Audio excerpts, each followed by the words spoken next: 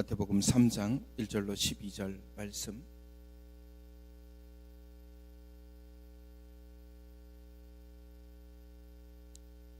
마태복음 3장 1절로 12절입니다. 그때에 세례 요한이 이르러 유대 광야에서 전파하여 말하되 회개하라 천국이 가까웠느니라 하였으니 그는 선지자 이사야를 통하여 말씀하신 자라. 일러스되 광야에 외치는 자의 소리가 있어 이르되 너희는 주의 길을 준비하라, 그가 오실 길을 곧게 하라 하였느니라. 이 요한은 낙타털 옷을 입고 허리에 가죽띠를 띠고 음식은 메뚜기와 석정이었더라. 이때에 예루살렘과 온 유대와 요단강 사방에서 다 그에게 나와 자기들의 죄를 자복하고 요단강에서 그에게 세례를 받더니 요한이 많은 바리새인들과 사두개인들이 세례 베푸는 대로 오는 것을 보고 이르되 독사의 자식들아, 누가 너희를 가르쳐 임박한 진노를 피하라 하더냐. 그러므로 회개에 합당한 열매를 맺고 속으로 아브라함이 우리 조상이라고 생각하지 말라. 내가 너희에게 이르노니 하나님이 능히 이 돌들로도 아브라함의 자손이 되게 하시리라. 이미 도끼가 나무 뿌리에 놓였으니 좋은 열매를 맺지 아니하는 나무마다 찍혀 불에 던져지리라. 나는 너희로 회개하게 하기 위하여 물로 세례를 베풀거니와 내 뒤에 오시는 이는 나보다 능력이 많으시니 나는 그의 신을 들기도 감당하지 못하겠노라.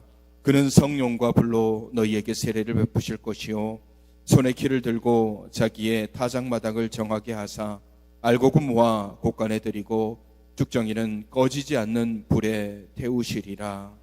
아멘. 오늘부터 사순절에, 물론 지난주 수요일부터 시작이 되었지만 오늘이 사순절 첫 번째 주일입니다. 특별히 2023년도 사순절 기간을 통해서 예수 그리스도의 행적을, 그 걸음걸음을 살펴보고 오늘 우리가 그리스도의 십자가의 길을 통해서 무엇을 봐야 하고 또 무엇을 느껴야 하며 또 어떤 은혜를 누려야 하는지에 대해서 함께 말씀으로 나누고자 합니다. 사순절 기간 주님의 말씀과 걸음, 그리고 그 멈춤을 통하여서 나를 향한 주님의 귀한 섬김과 사랑, 인내를 경험하는 의미 있는 뜻깊은 사순절의 기간이 되시기를 주님의 이름으로 축원합니다. 먼저 우리가 주와 함께 걷기 전에 준비하는 자가 되어야 됩니다. 오늘 세례 요한도 주의 길을 준비하라 말씀하고 있습니다. 그래야만이 그리스도의 십자가에 우리가 온전하게 참여할 수 있기 때문이죠. 오늘 본문에 나오는 세례 요한이라는 인물은 주님 오시기 전에 먼저 보냄을 받은 사람입니다. 주님보다 6개월 먼저 태어난 사람인데 왜 이 세례 요한이라는 인물을 주님 오시기 전에 먼저 보냈겠습니까? 오늘 말씀처럼 주의 길을 인도하기 위해서, 준비시키기 위해서 먼저 보내진 겁니다. 주님의 걸음, 십자가의 길을 준비하라고 먼저 외치는 자의 소리가 있어야 되기 때문에 그 외치는 자의 소리가 바로 세례 요한인 거죠. 성경에 나와 있는 이 세례 요한은 독특한 사람입니다. 굉장히 독특한 인물이죠. 예수님의 탄생 전부터 예비된 사람이 세례 요한인데 오늘 본문 말씀에 보면 3절에 광야에 외치는 자의 소리, 이 말씀은 이사야 40장 3절 말씀을 예언한 말씀입니다. 우리 같이 읽어볼까요? 이사야 40장 3절 시작. 외치는 자의 소리여 이르되 너희는 광야에서 여호와의 길을 예비하라, 사막에서 우리 하나님의 대로를 평탄하게 하라. 이 말씀대로 세례 요한이 광야에 외치는 자의 모습이었습니다. 오늘 본문 말씀에 보면은 그의 모습에 대해서 이렇게 좀 자세하게 설명을 해주고 있는데 그는 입고 다니는 옷이 낙타털 옷이었습니다. 그리고 허리에 가죽띠로 띠를 띈 거죠. 요즘과 같이 위에 옷, 바지 이런 의상이 아니라 그냥 낙타털 털로 옷을 그냥 원피스처럼 이렇게 한꺼번에 쭉 되어 있고 그것을 허리 가죽띠로 이렇게 동여매어 있는 그런 모습이라고 보시면 됩니다. 말 그대로 광야에서 지내기 가장 편한 복장이에요. 그리고 그가 섭취하는 음식이 메뚜기와 석청이다라고 오늘 본문에 기록하고 있죠. 메뚜기와 석청, 좋은 걸 먹었습니다.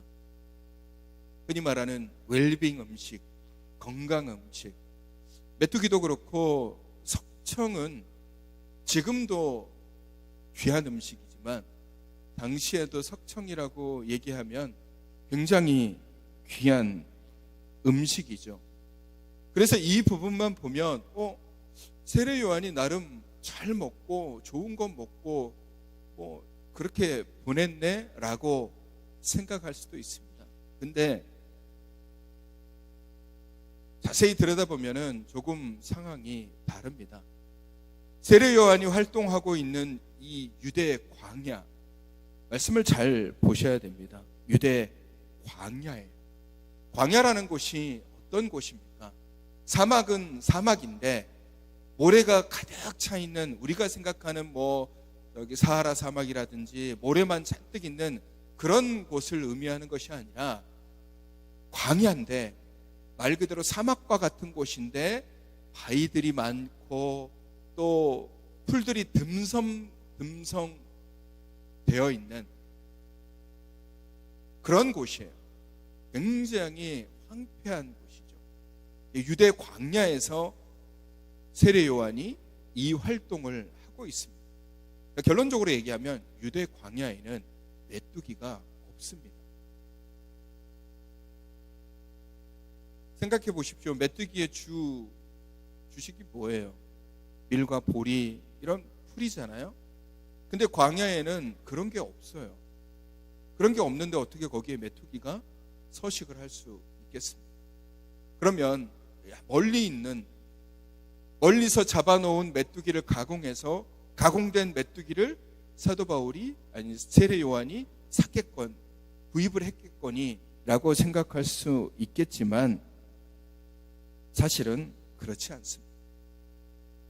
메뚜기가 그곳에 있다라는 것도 좀 이상한 일이잖아요. 그리고 세례 요한이라는 사람이 낙타 털옷 입고 허리에 가죽띠를 띠는 광야에서만 지내고 있는데 그가 메뚜기를 사려고 어디를 가겠습니까?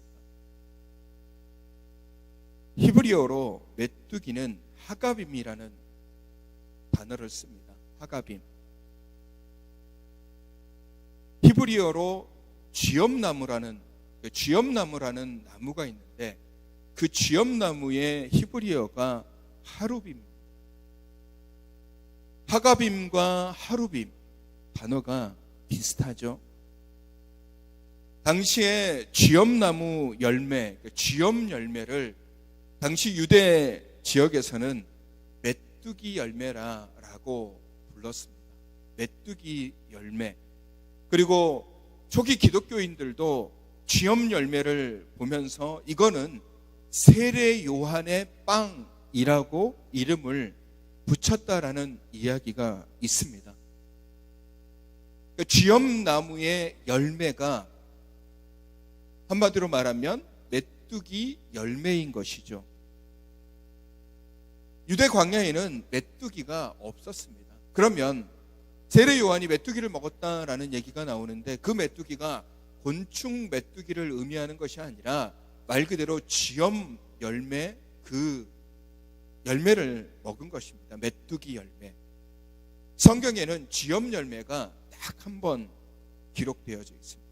어디에 기록되어져 있냐면 예수님께서 탕자의 비유를 하셨을 때 탕자가 아버지를 떠나서 멀리 타국에 가서 거기서 자기가 가지고 유산으로 받은 돈을 흥청망청 쓰고 난 다음에 모든 것을 다 이제 탕진하고 먹을 것이 없었을 때 돼지우리에서 먹을 것을 찾을 때 그때 주워 먹었던 음식이 바로 쥐엄 열매입니다. 거기에 딱 한 번 기록되어져 있습니다. 그 열매가 바로 메뚜기 열매입니다. 그러면 석청이 나옵니다. 석청. 우리가 흔히 아는 석청은 돌틈에 벌들이 벌집을 지었을 때 거기서 취하는 꿀을 석청이라고 얘기를 하죠. 근데 석청도 마찬가지입니다.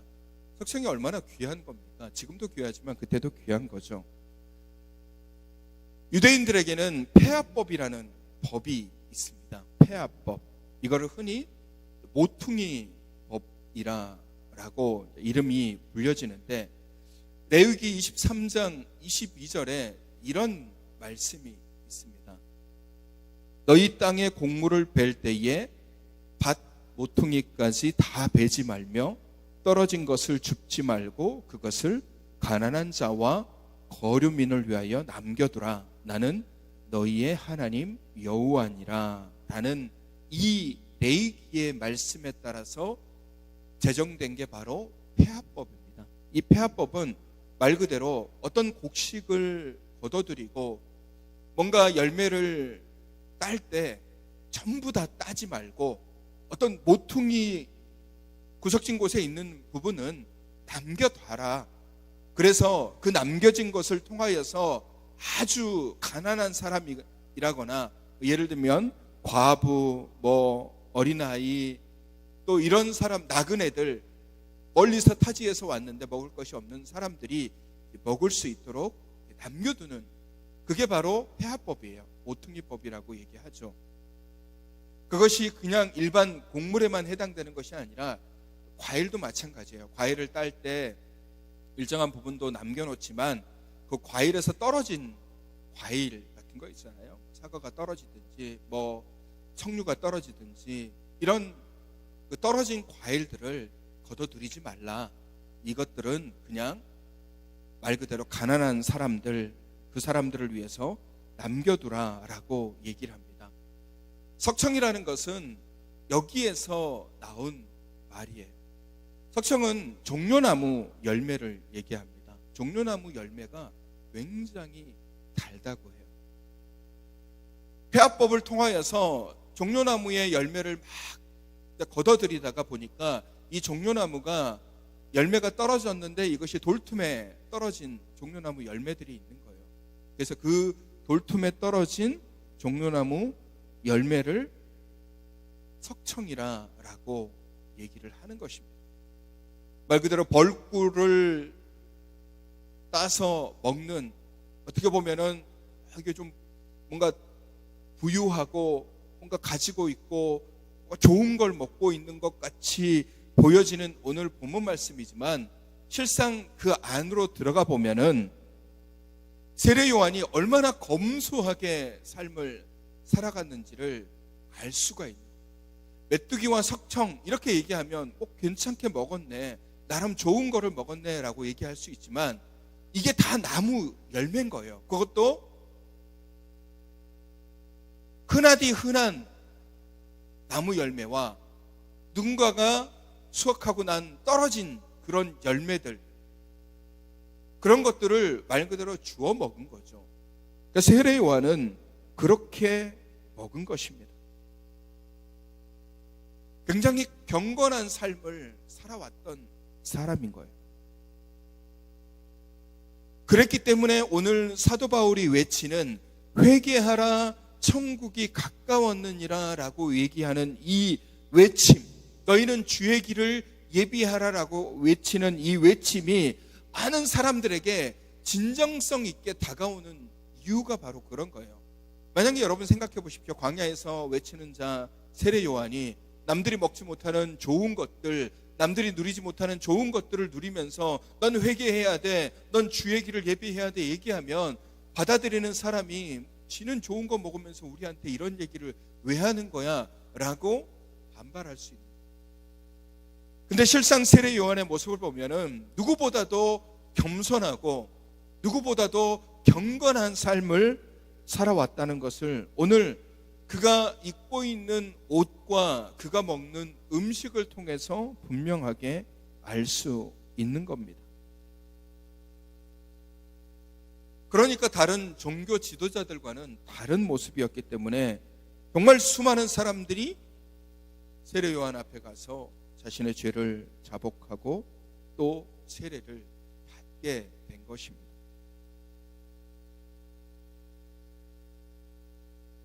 세례 요한은 예수님의 오심을 준비하는 사람이었고 십자가의 길을 준비하는 사람이었습니다. 오늘 우리도 사순절을 시작하는 지금 이 시점에서 우리의 모습은 어떻게 보여주어야 될까요?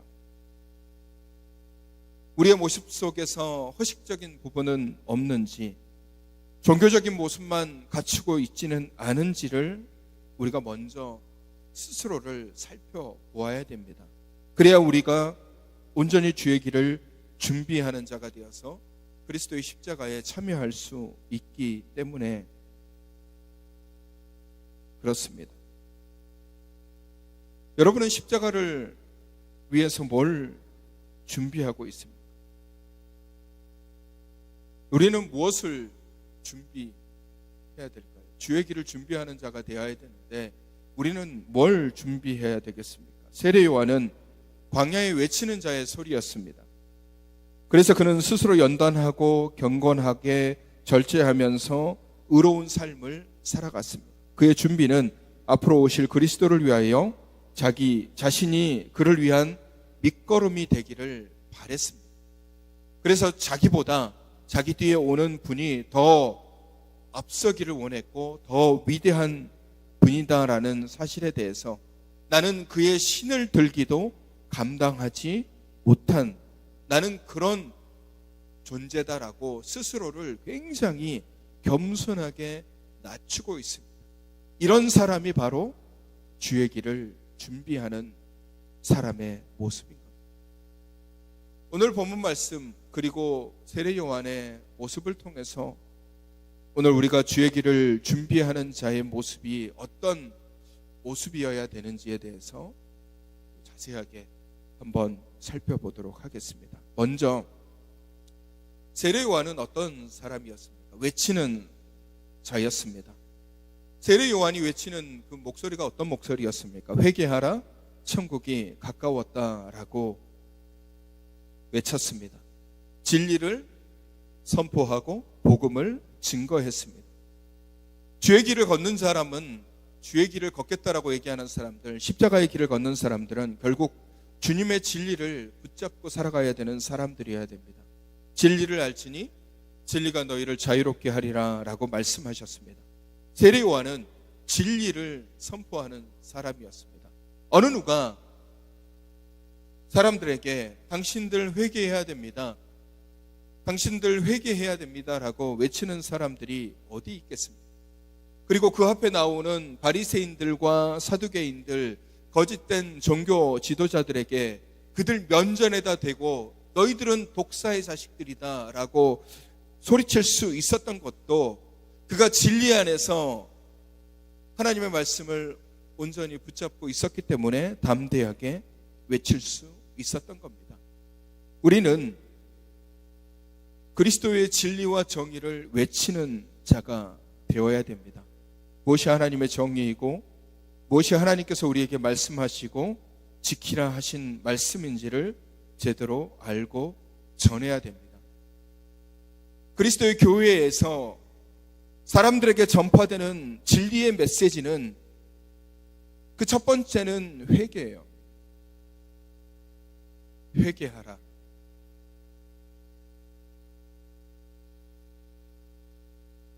세례 요한이 가장 먼저 외친 것도 회개하라 천국이 가까웠느니라 라는 말씀이지만 예수님께서 가장 먼저 사역을 시작하실 때 말씀하셨던 말씀도 회개하라 천국이 가까웠느니라 라는 말씀입니다.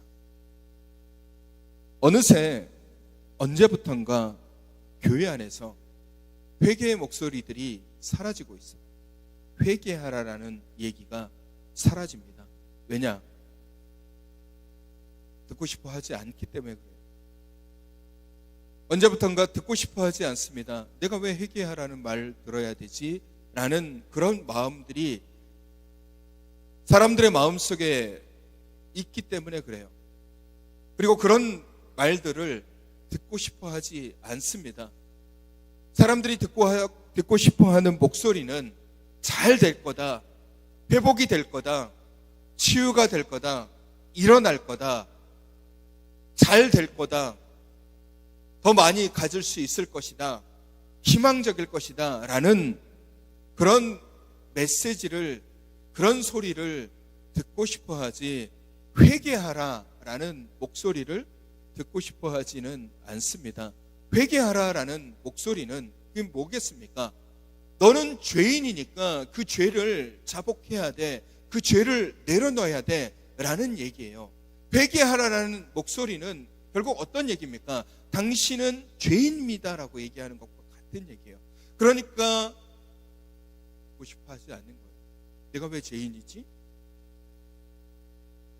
그리고 설사 자신이 죄인이라고 할지라도, 자신이 불순종하고 자신이 하나님 말씀 잘 듣지 않는 삶을 살아간다고 할지라도 듣고 싶어 하지 않는 거죠. 근데 세례 요한이 가장 먼저 외치는 목소리는 회개하라 했습니다. 다른 말들도 많잖아요. 하나님이 당신을 사랑하십니다. 당신은 사랑받기 위해 태어난 사람입니다. 당신을 축복합니다. 당신이 하는 일이 다 잘 될 겁니다. 이런 얘기로 시작할 수도 있습니다.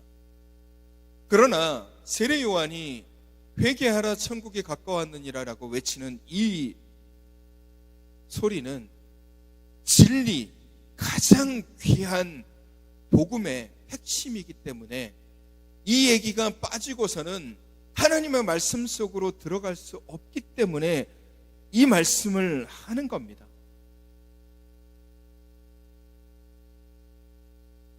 죄의 길을 예비하는 사람들, 즉 십자가의 길을 걷고자 하는 사람들은 이걸 외치는 사람이 돼야 돼요. 누구에게?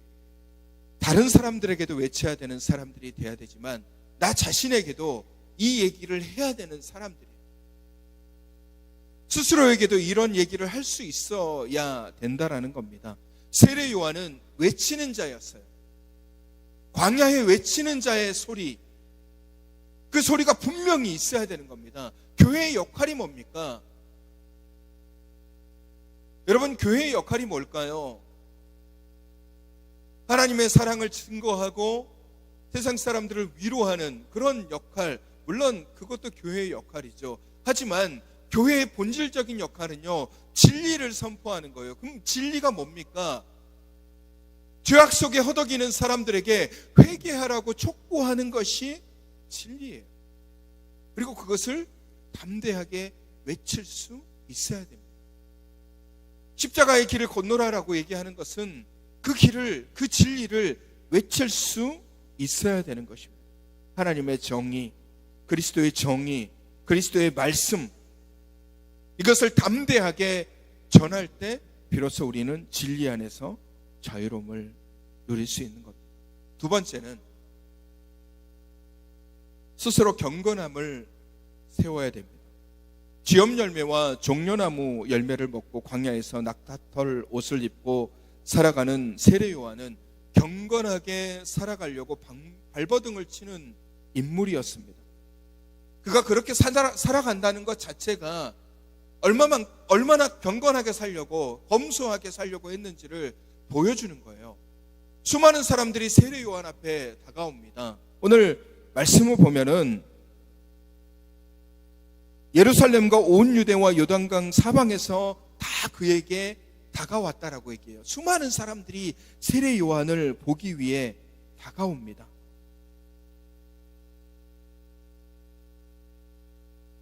어떤 사람은 세례 요한을 추앙하는 사람들도 있을 것이고, 어떤 사람은 세례를 받았다고 좋아서 세례 요한에게 뭔가 좋은 것을 주려고 하는 사람들도 있었을 것이고, 어떤 사람은 세례 요한을 자기 집으로 초청하고자 하는 사람들도 있었을 겁니다.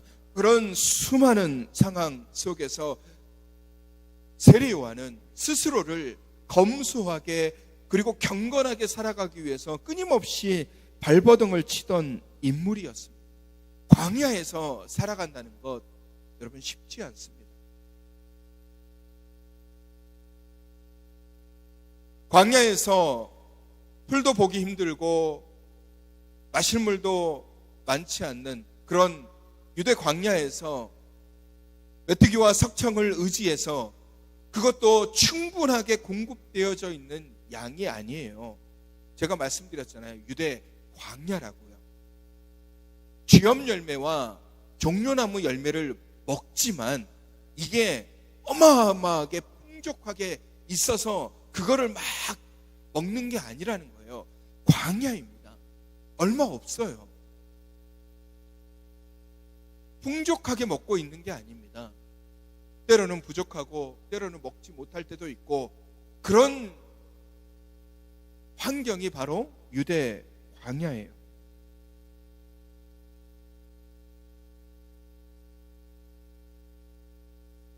얼마나 많은 유혹이 있었겠습니까?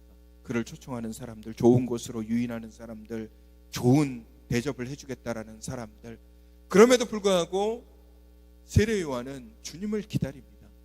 주님이 오실 때까지 기다리는 거예요. 경건하게 자신을 잘 경건으로 세워가면서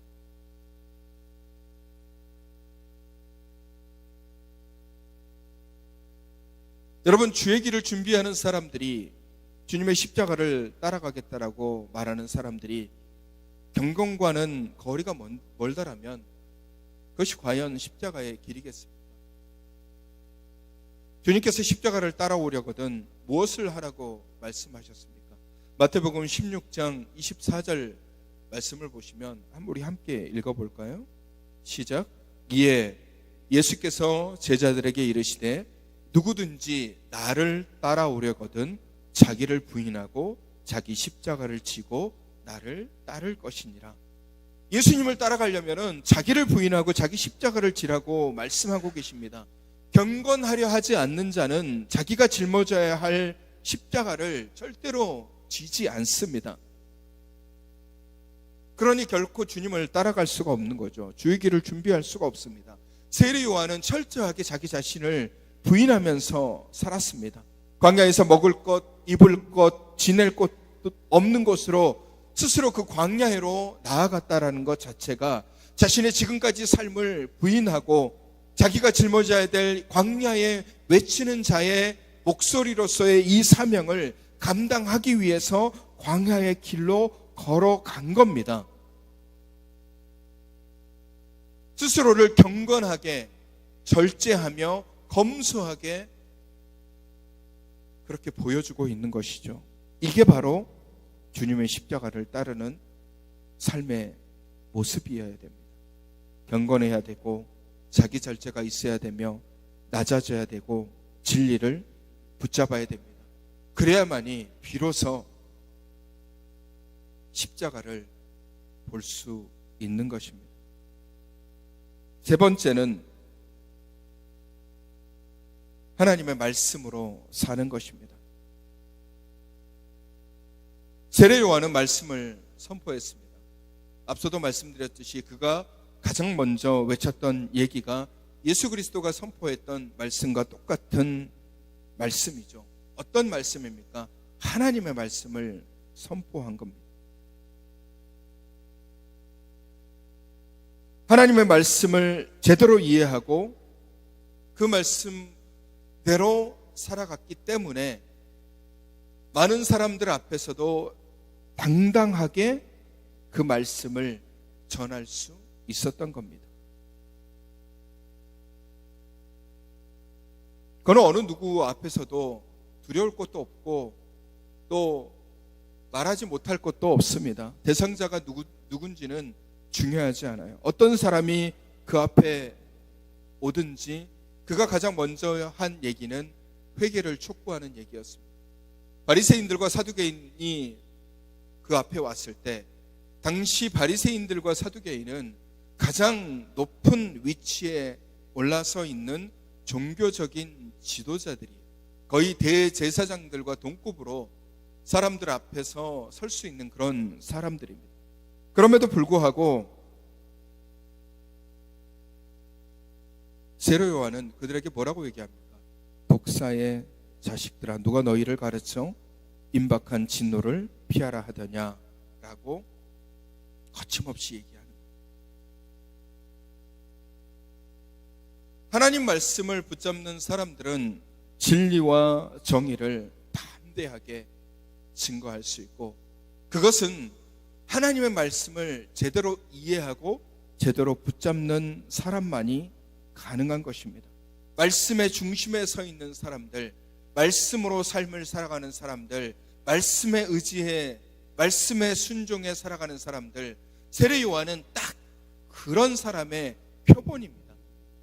그는 말씀에 순종해서 광야에 나갔고, 말씀에 순종해서 광야에 외치는 자가 되었으며, 하나님께서 주신 말씀대로 회개하라 천국이 가까웠느니라는 얘기를 어느 누구든지 상관없이, 그 사람이 낮은 사람이든 그 사람이 연약한 사람이든 그 사람이 종교 지도자든 그 사람이 존경받는 사람이든 그 사람이 권세가 있는 사람이든 상관없이 동일하게 회개해라 천국이 가까웠느니라는 이 하나님의 말씀을 담대하게 전할 수 있는 것입니다. 왜? 그는 하나님의 말씀대로 살아갔기 때문에 그런 거예요. 말씀을 붙잡는 사람은 두려움이 없습니다. 그래서 폭풍 앞에서도 소리칠 수 있으며 거대한 권력 앞에서도 외칠 수 있어야 되는 겁니다. 그것이 말씀을 붙잡는 사람이고 주의 길을 준비하는 사람들의 모습입니다.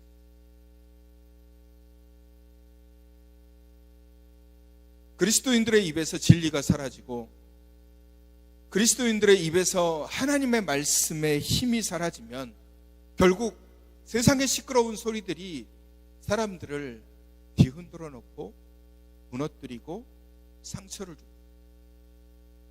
세례 요한이 나타나기 전에, 예수 그리스도께서 이 땅에 오시기 전에 유대인들의 모습이 딱 그런 모습입니다. 진리가 제대로 선포되지 못하고 경건하게 살아가지 못하는 종교 지도자들이 해야 될 하나님의 말씀에 대해서 하지 않고 자신들의 이익에만 몰두하니 결국 피해를 받는 것은 누구냐면 보통의 일반 유대인들이에요.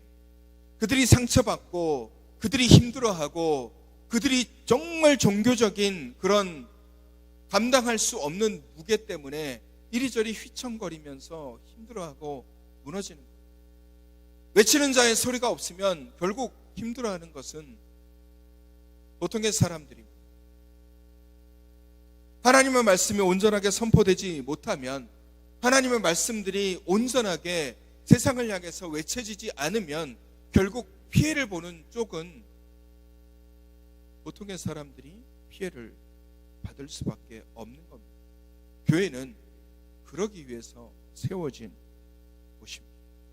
하나님의 진리를 선포하고 하나님의 말씀을 선포하고 그리스도의 십자가를 전하며 그리스도의 십자가를 같이 걷고자 모인 그런 공동체가 바로 교회인 것이죠. 그러니 교회에서 외치는 소리는 당연히 하나님의 말씀의 소리여야 되고, 교회에서 외쳐지는 소리는 진리의 말씀이어야 됩니다.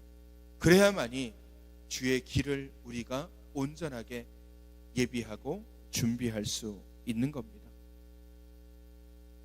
여러분, 이것이 바로 세례 요한이 주의 길을 준비한 모습이었습니다. 그는 철저하게 자기 자신을 경건하게 만들었고, 보다 더 겸손하게, 보다 더 검소하게, 남들이 버리는, 남들이 줍지 않는, 남들이 거들떠보지 않는 쥐염 열매, 그리고 종려나무 열매를 먹으면서 광야에서 쉴 것도 없고 편하게 지낼 곳도 없는 그곳에서 어떤 누구든지 어떤 사람이 오든지 그는 자신에게 주어진 사명을 정말 담대하게 이야기하고 외쳤습니다. 권력자 앞에서도 굴하지 않았습니다. 해야 될 말을 당연히 그의 입을 통해서 외친 겁니다. 여러분, 우리는 사순절을 맞이해서 무엇을 준비하고 있습니까? 경건하게 보내야 된다고 말은 하지만 어떤 것이 경건한 것인지, 어떤 것이 사순절을 지내는 우리의 모습인지 모른 채 그저 좀 더 근엄하게 조용히 지내는 것이 경건이라 착각하게 됩니다. 경건하게 보낸다라는 것은 조용히 지내고 내가 즐겨야 하는 것들을 즐기지 않고 그런 것을 의미하는 것이 아니라, 경건하다라는 것은 그리스도의 오심을 준비하면서 내 안에 하나님의 말씀으로 차곡차곡 채워가는 것이 바로 경건함입니다. 그리고 그것을 선포할 수 있어야 되고 외칠 수 있어야 됩니다. 그리스도의 십자가는 나만 바라보는 것이 아닙니다. 나 혼자만 그리스도의 십자가를 바라보는 것이 아니죠. 만약에 혼자만 그리스도의 십자가를 바라볼 거였으면 세례 요한이 굳이 광야에서 낙타 털옷을 입고 허리 가죽으로 허리띠를 띠고 석청과 메뚜기를 먹어가면서 그곳에 오는 사람들에게 세례를 베풀면서 외칠 필요가 없죠. 왜? 본인만 십자가를 보면 되니까요. 근데 왜 세례 요한이 그런 수고와 그런 어려움과 그런 고난의 길을 걸어가면서까지 그런 일들을 행했겠습니까? 여러분, 세례 요한이 이렇게 행한 것으로 인해서 모든 사람들이 다 세례 요한을 좋게 생각하고 다 기쁘게 생각하고 다 존경하고 다 그의 말씀을 듣고서 기뻐했습니까? 그렇지 않아요. 오히려 이런 일로 인해서 권력을 가진 자들, 또 세례 요한의 그 말씀에 가슴이 찔리는 사람들, 그래서 결코 돌이키려고 생각하지 않는 자기 욕심에 쌓여 있는 사람들은 세례 요한을 언제든지 죽이려고 노력했어요. 그리고 실제로 세례 요한은 그로 인해서 헤롯에게 붙잡혀가서 결국 목이 베이는 죽임을 당하게 됩니다. 그럼에도 불구하고 그 길을 걸었을 때 세례 요한은 그렇게 될 줄을 알고 있음에도 불구하고 그는 그 길을 걸어갔습니다. 외치는 자의 모습을 포기하지 않고 담대하게 말씀을 전하고 그렇게 살아갔던 것이죠. 여러분, 우리는 그리스도의 십자가를 온전히 바라볼 수 있도록 자신을 준비해야 되고 우리는 그에 합당한 모습으로 삶을 살아가야 됩니다. 경건하게 산다는 것은 말씀이 우리 안에 충만한 것을 의미하는 것입니다. 그래야 우리가 그리스도의 십자가에 참여하는 자가 되는 것입니다. 오늘 사도 바울이 얘기했죠. 도끼가 이미 나무 뿌리에 놓여 있는데, 그래서 좋은 열매를 맺지 아니하는 나무마다 찍혀 던져지는데, 스스로 우리는 낙관하면서 살아갑니다. 나는 괜찮아. 나 정도면 괜찮을 거야. 나 정도면 상관없어. 라고 애써 자기 발밑에 있는 도끼를 바라보지 않아요. 여러분, 그리스도에 합당하지 아니하는 자의 발목에는 도끼가 놓여 있을 겁니다. 근데 우리는 즐거움이 있는 곳만 바라보다 보니까 내 발밑에 있는 도끼를 보지 못하게 되는 거예요. 이미 도끼가 내 발목에 놓여 있으면 그 도끼가 나를 찍어내지 않도록 우리는 그에 합당한 열매를 맺으면서 삶을 살아가도록 노력해야 됩니다. 그것이 주의 길을 준비하는 자의 모습이죠. 그렇지 않으면 오늘 말씀처럼 좋은 열매를 맺지 아니하는 나무마다 다 찍혀 불에 던져진다라고 얘기하고 있습니다. 사랑하는 성도 여러분, 세례 요한은 끊임없이 경건하게, 끊임없이 검소하게, 끊임없이 낮아져서 하나님이 자신에게 주신 그 말씀, 광야에 외치는 자의 모습으로서 회개하라 천국이 가까웠느니라 라는 이 메시지를 담대하게 전하는 사람들이었습니다. 그는 주의 길을 준비하는 사람입니다. 주님이 그 십자가의 길을 걸어가실 수 있도록 그 전에 사람들을 회개시키고 그 전에 사람들을 십자가를 바라보게, 그 전에 사람들이 예수 그리스도의 말씀을 들을 수 있도록 준비시키는 그런 사람이었습니다. 오늘 우리는 이 사순절에 어떤 준비를 하고 있습니까? 나도 그리스도의 십자가를 바라보지 않고 남도 그리스도의 십자가를 바라보도록 하지 않는, 아무것도 준비되어 있지 않는 그런 모습이 아니라 우리는 외치는 자가 되어야 됩니다. 주님께서 우리를 위해서 십자가를 지시기 위해서 오셨으니 우리는 회개해야 됩니다. 우리는 정신 차려야 됩니다. 우리는 다시 돌아가야 됩니다. 우리는 다시 회복돼야 됩니다. 우리는 다시 주님을 바라봐야 됩니다. 라는 진리의 메시지, 나는 하나님의 말씀을 담대하게 나 자신에게도 선포해야 되고 다른 사람들에게도 전파해야 돼요. 그래서 주의 길을 준비시켜야 됩니다. 다른 곳을 바라보는 사람들에게 그리스도의 십자가를 바라볼 수 있도록, 다른 것에 정신이 팔려 있는 사람들에게 주님의 십자가의 길을 바라볼 수 있도록 우리는 지금 말할 수 있는 그 말을 외쳐야 되는 것입니다. 그것이 바로 외치는 자의 소리이고 세례 요한의 목소리며 하나님께서 우리에게 말씀하시는 주의 길을 예비하는 자의 삶의 모습입니다. 오늘 세례 요한의 모습을 통해서 우리는 주의 길을 예비하는 자의 모습을 보게 되었습니다. 정말 우리가 그렇게 살아가고 있는지, 나 자신 그리고 내 주변에 있는 사람들에게 정말 그런 메시지를 담대하게 전하고 있는지, 내가 정말 경건하게 살아가고 있는지, 내가 정말 검소하게 살아가고 있는지, 내가 정말 하나님의 말씀으로 살아가고 있는지를 다시 한번 돌아보는, 그래서 하나님의 사순절을 통해서 우리에게 예비해 놓으신 그 귀한 은혜를 누리는 저와 여러분이 되시기를 주님의 이름으로 축원합니다. 기도하겠습니다. 거룩하신 아버지 하나님, 너희는 주의 길을 준비하라 말씀하셨습니다.